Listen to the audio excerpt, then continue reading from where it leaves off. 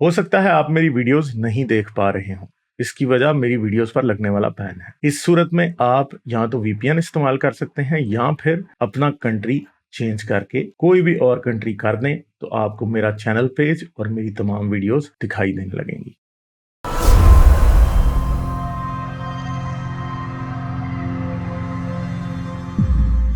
ये मैवरिक आइन से बात करते हैं। हेलो। हाय गालिब भाई, आवाज आ रही है? आ रही है जी। क्या हाल है, तो कैसे हैं गालिब आप? भाई बढ़िया हूँ। मैं पहले भी आपके पास आया था, पर शायद वो मेरा पहला टाइम था किसी लाइव स्ट्रीम में, तो बहुत हड़बड़ा सा गया था। बट अभी 2-3 क्वेश्चंस हैं आपके लिए। फिर मैं उसके एक बाद फिर दो मैं मिलते जुलते सवाल पूछना चाहूंगा। एक तो, हम्म, जो भी कोई ब्लास्फेमी करता है, आपके हिसाब से उसके पीछे जो इंटेंशन है उसकी कुछ इंपॉर्टेंस है, या फिर सब ब्लास्फेमी आपके हिसाब से ओके है? मैं आपको एक एग्जांपल देता हूँ। जैसे कोई ब्लास्फेमी इस मामले से कर सकता है कि किसी रिलीजन को जानबूझ के नीचा दिखाना है, या फिर एक रिलीजन को गलत प्रूव करना है ताकि साइंस प्रमोट हो सके। तीसरा हो सकता है, मैं एक रिलीजन को नीचा दिखा रहा हूँ ताकि मैं अपने रिलीजन को प्रमोट कर सकूं। दूसरा क्वेश्चन है इससे मिलता जुलता। अब वो क्वेश्चन नहीं है एक्चुअली, मैं उस पर आपकी कमेंट्स चाहूंगा। एक जो सेक्युलर सोसाइटी होती है, उसमें एक आम आदमी के लिए, जैसे मैं हूं, भले ही मैं एथियस्ट हूं, बट मेरे लिए ब्लास्फेमी करना बहुत मुश्किल है। वो इसलिए है क्योंकि मेरे हिंदू भी दोस्त हैं, मुस्लिम भी दोस्त हैं, सिख भी दोस्त हैं, क्रिश्चियंस भी दोस्त हैं। तो अगर मैं ऐसी कोई भी बात करता हूं तो मेरे पर्सनल रिलेशंस एक्चुअली इंपैक्ट होते हैं डायरेक्टली।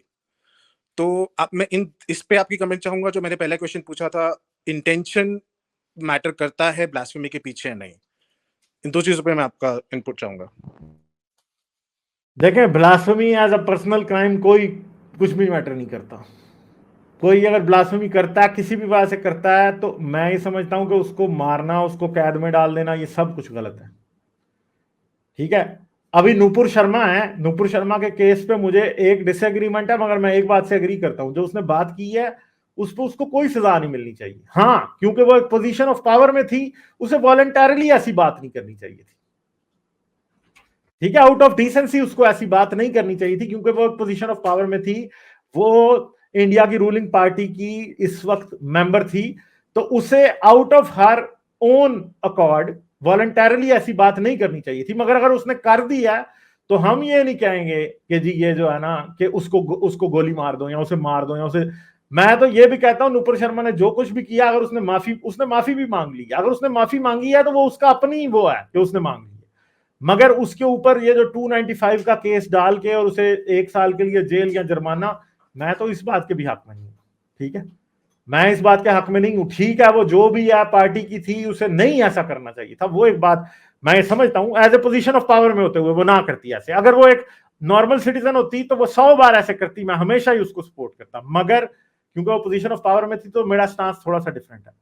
तीसरी बात यह है कि भाई, अगर आप ये देखना शुरू कर देंगे कि किसने ब्लास्फेमी की है और किस इंटेंशन से की है, तो यार फिर मकसद ही फौत हो जाएगा। क्यों? क्योंकि आप ये बात याद रखिएगा कि लोग ब्लास्फेमी तब भी करते हैं जब वो डिप्रेशन में होते हैं, जब उनके दिमागी तवाज़ुन नहीं ठीक होते, जब वो मेंटली डिस्टर्ब होते हैं। लोग ब्लास्फेमी तब भी करते हैं जब उन्हें दीवार से लगाया जाता है। ठीक है, लोग ब्लास्फेमी तब भी करते हैं जब वो किसी खुदा को की जो सेक्रेटनेस है उसका भुत तोड़ना चाहते हैं। ठीक है, हर इंटेंशन से लोग ब्लास्फेमी करते हैं, चाहे कोई किसी भी इंटेंशन से ब्लास्फेमी करता है। मैं ये समझता हूं कि it should never be punishable bye death. किसी को उस बंदे को उंगली नहीं लगानी चाहिए, किसी को कोई थानेदार को उसके घर जाके ये नहीं कहना चाहिए कि आपने ये किया।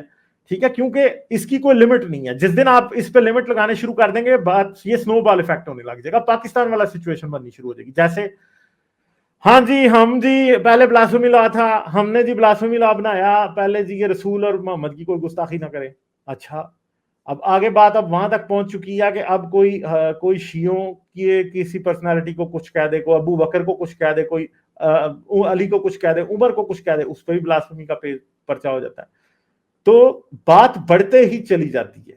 फिर सल्लल्लाहु अलैहि वसल्लम और खातमुन नबीयीन तक बात आ गई है कि जी सल्लल्लाहु अलैहि वसल्लम और खातमुन नबीयीन नहीं कहा तो आप गुस्ताख हैं। तो ये एक स्टूपिडिटी का स्नोबॉल इफेक्ट है, जो कि फिर खत्म होने में आता ही नहीं है। और ये पाकिस्तान में बड़े जबरदस्त तरीके से ये चीज हो रही है इस वक्त। ठीक है, और इंडिया में भी अगर कोई बंदा ये कोशिश करेगा कि वो ये समझे कि ब्लास्फेमी का कोई छोटा मोटा लॉ होना चाहिए या अमेंड कर देते हैं किसी एक चीज के लिए, तो फिर ये स्नोबॉल इफेक्ट है। ये कितनी जल्दी एक बहुत बड़ा जो है ना, वो एक बीस्ट बन जाएगा, ये हमें पता भी नहीं चलेगा। ठीक है, तो ये ब्लास्फेमी लॉ नहीं होना चाहिए, बिल्कुल भी नहीं होना चाहिए, और ना किसी को ब्लास्फेमी की सजा मिलनी चाहिए। मेरा ये स्टांस है। ठीक है, चले ठीक है, सही हो गया। और कोई बात आपने करनी है? एक मुझे लास्ट सवाल पूछना था गालिब भाई। एक तो मैंने आपसे जो कमेंट मांगी थी पहली चीज पे किसी क्वेश्चन से रिलेटेड, अगर एक आम आदमी के लिए एडवाइजेबल है ब्लास्फेमी करना है नहीं, जिस जो मैंने आपको एग्जांपल दिया, मेरे हर रिलीजन के दोस्त हैं, मैं भले ही एथियस्ट हूँ, बट मैं अगर किसी भी टाइप की ब्लास्फेमी करता हूँ किसी भी रिलीजन के अगेंस्ट, तो मेरे पर्सनल रिलेशंस इंपैक्ट होते हैं।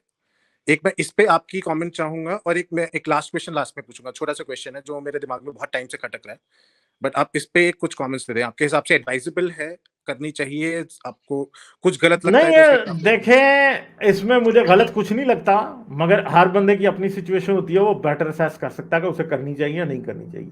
मेरा मसला ये नहीं है कि किसी को करनी चाहिए या नहीं करनी चाहिए, मेरा मसला ये है कि अब किसी ने कर दी तो उसके साथ क्या होना चाहिए, और मेरा प्रॉब्लम ये है कि उसके साथ कुछ नहीं होना चाहिए। बस आप इसे उस ऑपोजिट एंगल से देख रहे हैं जिससे मैं इसको देख रहा हूं।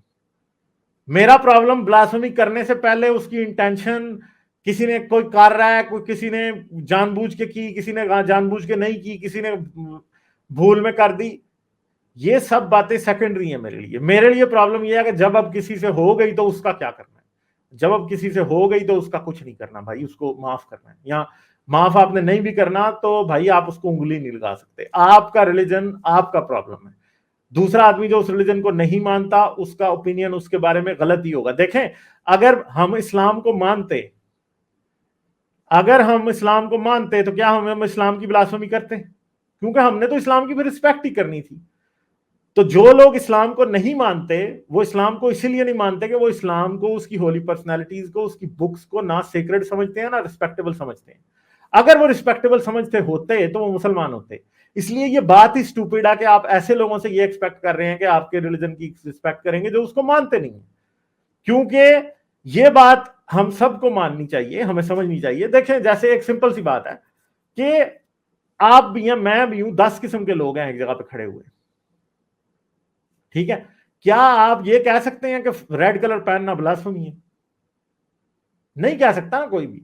और जिस आदमी ने ग्रीन कलर पहना है, क्या उसे आप ये इस बात पे मजबूर कर सकते हैं कि वो रेड पहने? सिर्फ नहीं भाई। जब कलर्स के ऊपर लोगों के डिफरेंस ऑफ ओपिनियन को आप समझते हैं, तो फिर आपको रिलीजन पे भी समझना पड़ेगा। क्योंकि कोई वो कलर इसलिए पहनता है कि वो उस कलर को पसंद कर रहा है, और दूसरा कलर वो इसलिए नहीं पहन रहा कि वो उसने वो कलर को वो पसंद नहीं कर।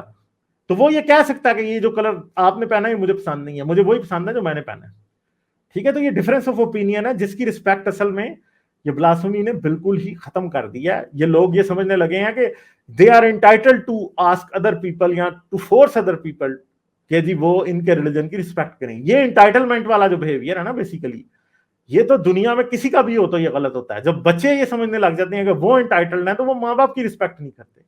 जब लोग ये समझने लग जाते हैं कि उनका रिलीजन एंटाइटल्ड है कि उसकी रिस्पेक्ट की जाए, तो वो कभी भी किसी इंसान के फ्रीडम ऑफ एक्सप्रेशन की रिस्पेक्ट नहीं करेंगे। ये प्रॉब्लम है, और इससे फिर एक मिरियड ऑफ प्रॉब्लम शुरू हो जाते हैं सोसाइटी के अंदर।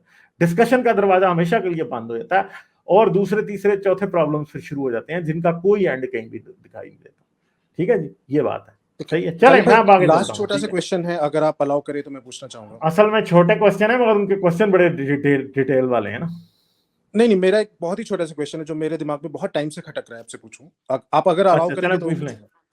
देखिए, मैं आपके मुंह से सुना है और कुछ और लोगों के मुंह से सुना है, जो पाकिस्तान में स्पेशली जो क्रिश्चियंस होते हैं उनके लिए एक वो टर्म यूज की जाती है जो आपको पता है, जो बहुत डेरोक्रेटरी टर्म है और लोअर कास्ट हिंदूज के लिए यूज की जाती है। मैं बोलना नहीं चाहूंगा, बट मैं ये कभी नहीं समझ पाया हूं कि ये क्यों बोली जाती है, मतलब सिर्फ क्रिश्चियंस के लिए क्यों यूज की जाती है। की जाती है ये इसीलिए यूज की जाती है कि ये हिंदुइज्म का ही रेमिनेंट है। क्योंकि जो मुसलमान कन्वर्ट हुए हैं वो भी हिंदू से कन्वर्ट हुए हैं, जो क्रिश्चियन कन्वर्ट हुए हैं वो भी हिंदू से कन्वर्ट हुए हैं, और ये कास्ट सिस्टम की मेमोरी जो है हिंदुइज्म से ही आ रही है। ठीक है, तो ये हिंदूज के लिए क्यों यूज नहीं करते हैं वर्ड कभी? मैंने शायद बिल्कुल ना सुना हो। हिंदूज के लिए भी करते हैं। सिंध में जो है लो कास्ट हिंदू रहते हैं, कोली चमार ये सब रहते हैं सिंध में। पाकिस्तान का जो प्रोविंस है ना जिसमें कराची आता है वो सिंध प्रोविंस है। उधर जो है वहां पे लो कास्ट हिंदूज रहते हैं, या कास्टलेस हिंदूज रहते हैं, चमार कोली ये सारे वहां पे रहते हैं, और वो वहां पे सफाई का काम करते हैं, गटर खोलने का काम करते हैं, ठीक है, स्ट्रीट्स वो स्वीप करते हैं, और ये सारे गंदे काम वो बेचारे करते हैं वहां पे, और उनके लिए भी ये यूज होती है चमार या चूड़ा की टर्म, उनके लिए भी यूज होती है, क्रिश्चियंस के लिए भी होती है, और इनके लिए भी होती है, हिंदुओं के लिए, लो कास्ट हिंदुओं के लिए। ये रेमिनेंट वही है, लोगों को मेमोरी नहीं है कि किस वजह से वो ये बोल रहे हैं। मगर कस्टम था, क्योंकि कस्टम ब्लाइंडली फॉलो होता आ रहा है आज तक। लोग भूल चुके हैं कि क्यों हो रहा है फॉलो, मगर एग्जिस्ट वहां पे करता है अपनी जगह पे। समझ गए बात में? जी गालिब भाई, ठीक है, शुक्रिया इतना टाइम देने के लिए। अगली चले बार ठीक है, फिर आऊंगा, काफी और क्वेश्चंस हैं, बट अभी मेरे ख्याल से टाइम नहीं है, बाद में चले ठीक है, thank okay you. Bye bye. Like, share और सब्सक्राइब करना मत भूलें। इसके साथ साथ आप मेरे चैनल को पेट्रियन पर सपोर्ट कर सकते हैं। पेट्रियन का लिंक वीडियो की डिस्क्रिप्शन में है।